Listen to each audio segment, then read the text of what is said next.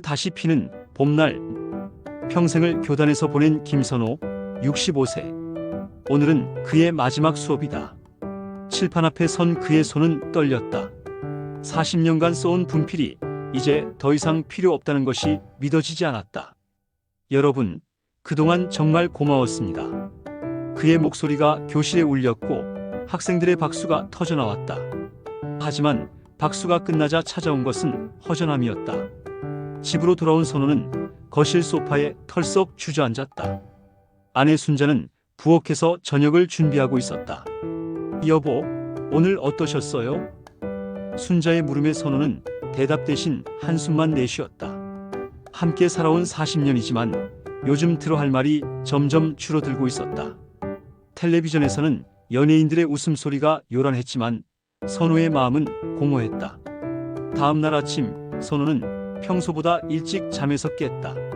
출근할 곳이 없으니 무엇을 해야 할지 몰랐다. 베란다에 나가 화분을 들여다보며 시간을 보냈다. 점심 무렵 아들 민수가 전화를 걸어왔다. 아버지, 은퇴하셨으니 이제 좀 쉬세요. 우리가 생활비 보태드릴게요. 민수의 배려가 고마웠지만 선호는 더욱 무력감을 느꼈다. 자식들에게 짐이 되고 싶지 않았다. 저녁 식사 시간, 부부는 마주 앉았지만 대화는 없었다. 순자는 내일부터 뭐 하실 거예요? 라고 물었고 선호는 글쎄요라고 답할 뿐이었다. 그날 밤 잠자리에서 선호는 천장을 바라보며 생각했다. 내 인생이 이제 정말 끝인 걸까? 앞으로 남은 시간을 어떻게 보내야 하나? 옆에서 잠든 아내의 규칙적인 숨소리만이 정적을 깨뜨렸다. 다음 주 선호는 동네 공원을 산책하며 시간을 보냈다. 벤치에 앉아 사람들을 관찰했다. 젊은 엄마들은 아이들과 놀고 회사원들은 바쁘게 걸어갔다. 모두가 목적이 있어 보였다. 선호만이 갈 곳 없는 사람 같았다. 그때 옆 벤치에 앉은 할아버지가 말을 걸어왔다. 은퇴하셨나 봅니다. 저도 3년 전에 그랬어요. 할아버지의 이해하는 눈빛이 따뜻했다. 선호는 처음으로 누군가와 자신의 마음을 나눌 수 있었다. 동창회 모임 공지가 선호의 핸드폰에 도착했다. 45년 만에 고등학교 동창회였다. 처음에는 가고 싶지 않았다. 늙은 모습을 보이기가 부끄러웠고 다들 성공한 이야기만 할 것 같았다. 하지만 순자의 권유로 마음을 바꿨다. 한번 가보세요. 옛 친구들 보면 기분 좋아질지도 몰라요. 호텔 연회장에 들어선 선호는 주위를 둘러보았다. 45년 전 그 젊은 얼굴들은 모두 주름지고 백발이 되어 있었다. 처음에는 누가 누군지 구분하기 어려웠다. 그때 한 여성이 다가와 선호야, 나 혜진이야 라고 말했다. 첫사랑 윤혜진이었다. 선호의 가슴이 두근거렸다. 시간이 흘렀지만 그녀의 눈빛은 예전 그대로였다. 정말 오랜만이네. 어떻게 지냈어? 혜진의 목소리는 여전히 따뜻했다. 두 사람은 구석진 자리에 앉아 이야기를 나눴다. 혜진은 5년 전 남편을 먼저 보내고 혼자 살고 있다고 했다. 외롭지 않아요? 선호의 질문에 혜진은 쓸쓸한 미소를 지었다. 가끔은 정말 외로워요. 하지만 견뎌야죠. 다른 동창들도 하나둘 합류했다. 의사가 된 친구는 건강이 나빠져서 일을 그만뒀다고 했고 사업을 했던 친구는 경기 불황으로 어려움을 겪고 있다고 털어놓았다. 이혼한 친구, 자식들과 연락이 끊긴 친구, 혼자 사는 친구들의 이야기가 이어졌다. 모두가 각자의 상처와 외로움을 안고 살아가고 있었다. 우리도 이제 정말 늙었구나. 한 친구의 말에 모두가 웃었지만 그 웃음 속에는 쓸쓸함이 배어 있었다. 하지만 함께 있으니 그 외로움이 조금은 덜해지는 것 같았다. 혜진이 선호에게 말했다. 우리 가끔 만나서 커피라도 마셔요. 혼자 있으면 너무 적막해서요. 선호는 고개를 끄덕였다. 동창회가 끝나고 집으로 돌아가는 길, 선호는 가슴이 두근거렸다. 오랜만에 느끼는 설렘이었다. 혜진의 전화번호가 적힌 종이를 주머니에서 꺼내보았다. 45년 전 그 소녀가 이제는 할머니가 되어 있었지만 여전히 그의 마음을 흔들고 있었다. 일주일 후 아들 민수 가족이 집을 방문했다. 손주 지훈이가 수학 시험에서 나쁜 점수를 받았다는 이야기가 나왔다. 선호는 평생 교사였으니 도움이 될 수 있을 것 같아 조심스럽게 의견을 냈다. 지훈아, 할아버지가 수학 문제집 몇 권 추천해 줄까? 기초부터 다시 시작하면 금방 늘어날 거야. 그런데 며느리 은영의 반응은 차갑했다. 아버지, 요즘 교육 방식이 예전과 많이 달라졌어요. 저희가 알아서 할게요. 선호는 당황했다. 선의로 한 말인데 거절당한 기분이었다. 민수도 아내 편을 들었다. 아버지, 은영이 말이 맞아요. 우리 방식대로 하겠습니다. 식사 시간에도 분위기는 어색했다. 선호가 지훈이에게 학교 생활은 어때? 라고 물었지만 은영이 먼저 대답했다. 바쁘니까 밥이나 드세요. 선호는 입을 다물 수밖에 없었다. 자신이 이 집에서 설 자리가 점점 줄어드는 느낌이었다. 그날 저녁 딸 미영이 해외에서 영상통화를 걸어왔다. 아버지, 은퇴 후 어떻게 지내세요? 선호는 기뻤다. 딸과는 뭔가 다를 거라는 기대가 있었다. 하지만 미영의 전화는 5분도 채 지속되지 않았다. 아, 죄송해요.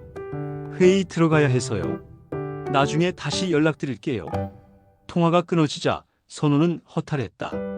순자가 선호에게 다가와 말했다. 여보, 요즘 젊은 사람들은 다 바빠요. 이해해요. 하지만 선호는 이해하기 어려웠다.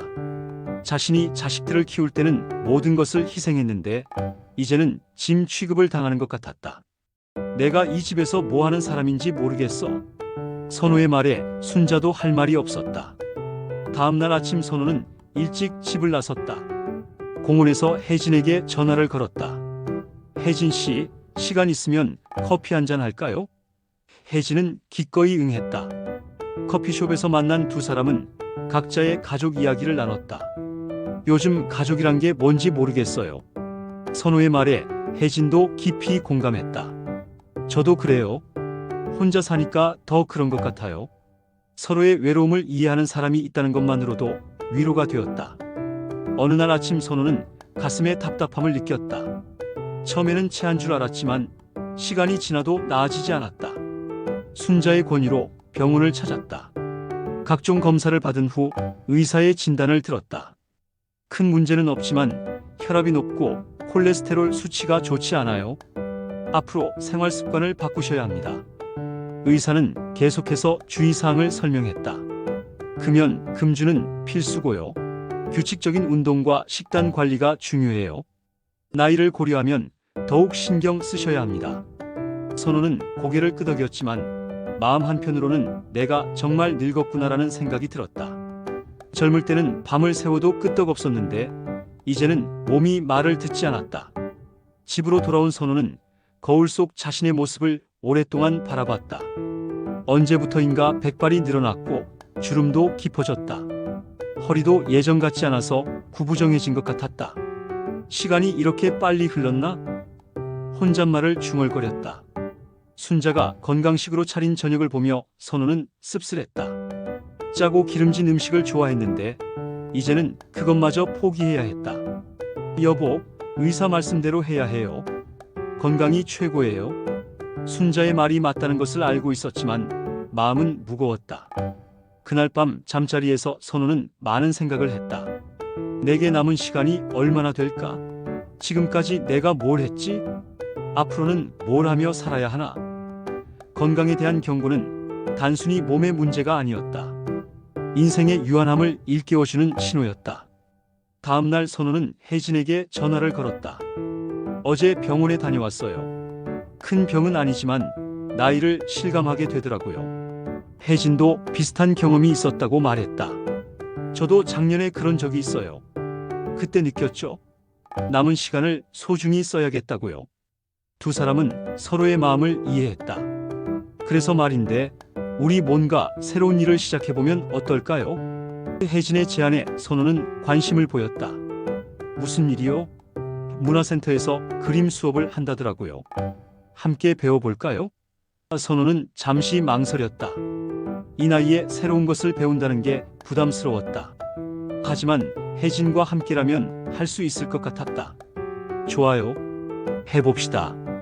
문화센터 미술실에 들어선 선호는 어색했다. 수강생들은 대부분 비슷한 나이의 사람들이었지만 그림을 그려본 지 너무 오래되었다.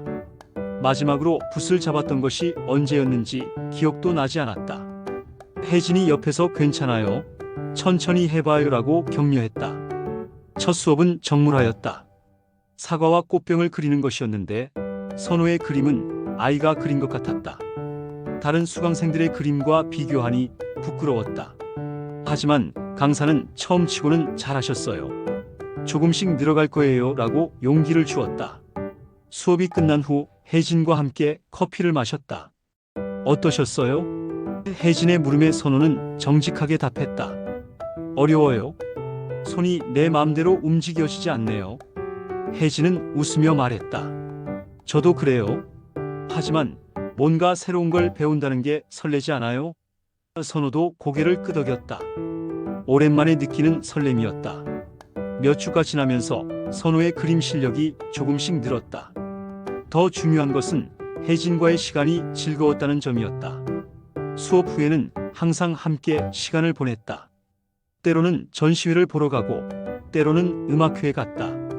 45년 만에 다시 만난 첫사랑과의 시간은 마치 청춘으로 돌아간 것 같았다. 하지만 주변의 시선이 부담스러웠다. 아직 아무에게도 말하지 않았지만 동네 사람들이 두 사람을 함께 보는 일이 잦아졌다. 어느 날 순자가 조심스럽게 물었다. 요즘 자주 나가시네요. 어디 가시는 거예요? 선호는 그냥 친구들 만나요라고 대답했지만 마음은 편하지 않았다. 혜진도 비슷한 고민이 있었다. 우리가 이러면 안 되는 건 아닐까요? 혜진의 말에 선호는 당황했다. 뭐가 잘못된 거죠? 우리는 그냥 친구로 만나는 거잖아요. 하지만 두 사람 모두 마음속에는 친구 이상의 감정이 있다는 것을 알고 있었다. 어느 날 저녁 혜진이 내일은 못 만날 것 같아요 라고 연락했다. 이유를 묻자 제 딸이 와서 뭐라고 하더라고요. 어머니가 이상한 소리 듣게 하지 마세요 라고 했다는 것이었다. 선호는 마음이 아팠다. 이 나이에 사랑한다는 것이 이렇게 어려운 일인지 몰랐다. 손주 지훈이가 또다시 나쁜 성적표를 들고 왔다. 이번에는 영어까지 점수가 떨어졌다. 며느리 은영은 화가 나서 지훈이를 야단쳤다. 도대체 뭘 하고 있었던 거야? 학원도 보내주고 과외도 시켜주는데. 지훈이는 눈물을 글썽였다. 선호는 손주가 불쌍했다. 은영아, 아이를 너무 다그치지 마. 공부가 전부는 아니야. 하지만 은영은 더욱 화를 냈다. 아버지는 모르셔요.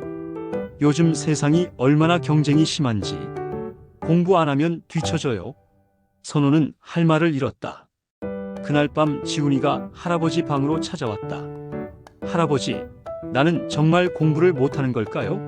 선호는 손주를 품에 안고 말했다. 지훈아, 공부도 중요하지만 더 중요한 건 내가 어떤 사람이 되느냐야. 할아버지가 볼 때 넌 착하고 예쁜 아이야. 지훈이는 할아버지의 품에서 안정감을 느꼈다. 다음 날 선호는 은영과 진지한 대화를 나눴다. 은영아, 내가 교사 생활을 40년 했어. 공부 잘하는 아이가 꼭 성공하는 건 아니야. 인성이 더 중요해. 은영은 처음에는 반박했지만 선호의 경험담을 들으며 조금씩 마음을 열었다. 아버지 말씀도 일리가 있네요. 선호는 지훈이와 특별한 시간을 갖기로 했다. 매주 토요일 오후에는 할아버지와 손주만의 시간이었다. 공원에서 축구도 하고 박물관도 가고 때로는 그냥 벤치에 앉아 이야기도 했다.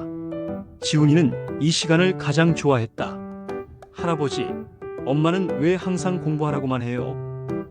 엄마는 내가 잘 되길 바라는 마음이야. 하지만 방법이 조금 다를 뿐이지. 어느 날 지훈이가 학교에서 상을 받았다. 친구들과 협력해서 만든 프로젝트가 우수상을 받은 것이었다. 은영도 기뻐하며 우리 지훈이가 이런 재능이 있는 줄 몰랐네라고 말했다. 선호는 은영에게 봐. 아이에게는 다양한 재능이 있어. 공부만이 전부가 아니라니까라고 말했다. 그날부터 가족 분위기가 조금씩 바뀌었다. 은영도 지훈이를 대하는 방식을 바꿨고 지훈이도 더욱 밝아졌다. 선호는 뿌듯했다. 세대 간의 벽이 조금씩 허물어지고 있었다. 아들 민수도 아버지 덕분이에요. 저희가 너무 조급했나 봅니다라고 인정했다. 선호는 자신도 젊은 세대의 방식을 이해하려고 노력해야겠다고 생각했다. 평소보다 늦은 시간에 혜진에게서 전화가 왔다. 하지만 전화를 받은 것은 혜진이 아니라 낯선 남성의 목소리였다. 혜진 씨의 지인이시죠? 저는 119구급 대원입니다. 혜진 씨가 집에서 쓰러져서 지금 병원으로 이송 중입니다. 선호의 머릿속이 하얘졌다. 병원으로 달려간 선호는 응급실 앞에서 초조하게 기다렸다. 혜진의 딸도 급히 왔다. 의사가 나와서 설명했다. 뇌졸중 초기 증상입니다. 다행히 빨리 발견해서 큰 위험은 넘겼지만 며칠은 경과를 지켜봐야 합니다. 선호는 다리에 힘이 빠져 주저앉을 뻔했다. 중환자실 유리창 너머로 보이는 혜진은 의식을 잃은 채 누워 있었다. 각종 기계들이 연결되어 있는 모습이 안타까웠다. 선호는 그제야 깨달았다. 혜진이 자신의 삶에 얼마나 중요한 존재가 되었는지를.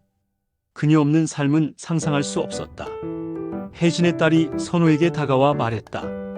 어머니가 선호 삼촌 이야기를 자주 하셨어요. 정말 고마워요. 선호는 눈물이 났다. 자신도 혜진에 대한 마음을 숨기지 않기로 했다. 저도 혜진 씨를 정말 소중하게 생각해요. 밤새 병원에서 지새운 선호는 집에 돌아와 가족들에게 모든 것을 털어놓았다. 나는 혜진 씨를 사랑해. 이 나이에 그런 감정을 갖는 게 이상할 수도 있지만 나는 정직하게 살고 싶어. 순자는 놀랐지만 선호의 진심을 느꼈다. 아들 민수는 당황했지만 아버지의 마음을 이해하려고 노력했다. 아버지, 저희도 아버지가 행복하셨으면 좋겠어요. 하지만 너무 성급하게 결정하지는 마세요. 민수의 말에 선호는 고개를 끄덕였다. 나도 신중하게 생각해 볼게. 하지만 이제 남은 인생을 후회 없이 살고 싶어. 가족들은 아버지의 솔직함에 마음을 열기 시작했다.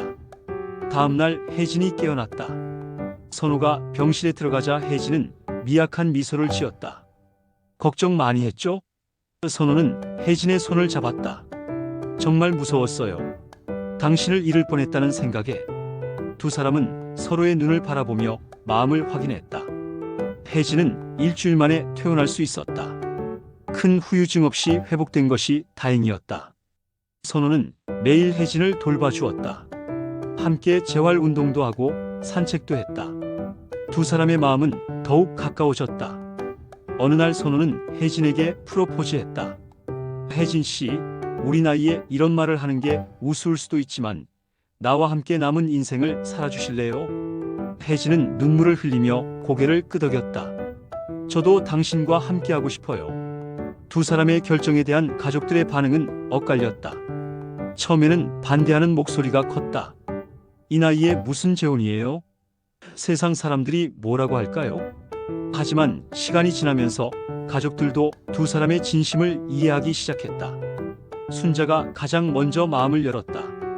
여보, 저도 당신이 행복했으면 좋겠어요.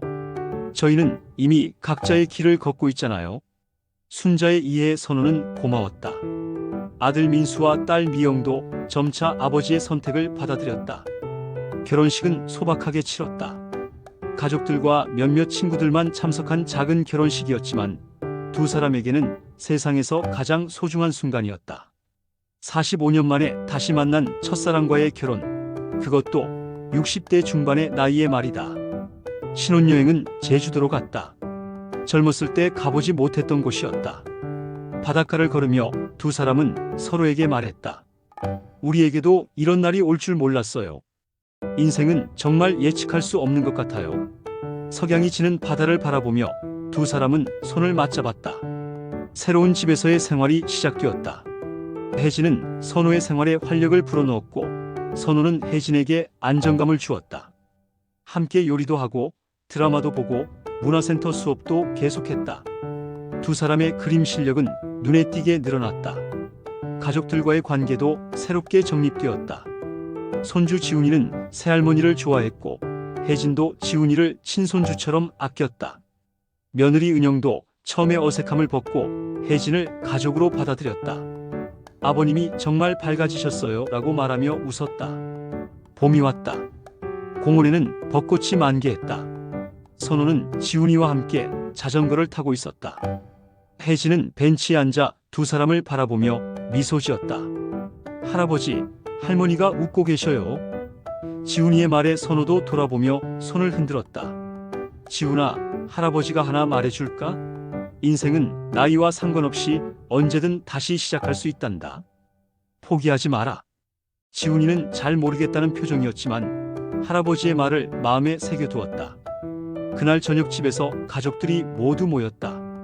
아들 민수 가족, 딸 미영이 잠시 귀국해서 함께했다. 식탁에는 웃음소리가 끊이지 않았다.